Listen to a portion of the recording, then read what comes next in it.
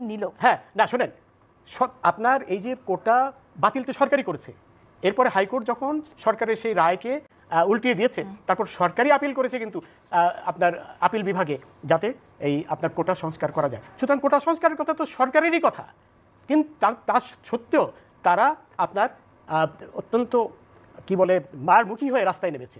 যদি শান্তিপ্রিয় আন্দোলন করতো তাহলে কারো কিছু বলার থাকতো না, কিন্তু তারা প্রথম দিন থেকে মারমুখী। এবং আমি এখানে বলতে চাই যে আমাদের পুলিশ যথেষ্ট আপনার ধৈর্যের পরিচয় দিয়েছে, কারণ পুলিশের দায়িত্ব কিন্তু পুলিশ তো বুক চিতিয়ে রাখা একজন শিক্ষার্থীকে, সাধারণ শিক্ষার্থী আবু সাইদকে গুলিও করেছে। পুলিশের দায়িত্ব, আমাকে বলতে দেন প্লিজ, ডোন্ট ইন্টারফেয়ার, আমাকে বলতে দেন। পুলিশের দায়িত্ব হচ্ছে প্রত্যেকের জানমাল রক্ষা করা। আমি যে আজকে এত ঘুরে এলাম, এটা তো পুলিশের দায়িত্ব ছিল এদের পক্ষ করে। সেই অর্থে পুলিশ অনেক ধৈর্যের আপনার পরিচয় দিয়েছে। পুলিশ কি আবু সাইদের জীবনের জান রক্ষা করেছে? যারা এই ধরনের সহিংস আন্দোলনের নামে, অবশ্যই পুলিশের অধিকার আছে তাদেরকে গুলি করে মেরে ফেলা, অবশ্যই আছে।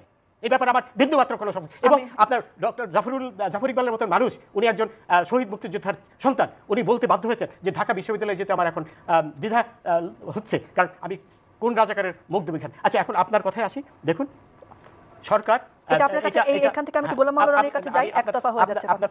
আমি আবার আপনার কাছে এই আইনি প্রক্রিয়া নিয়ে আসবো। গোলাম মাওলা রনি, এই জায়গায় আপনি কি বলবেন যে আসলে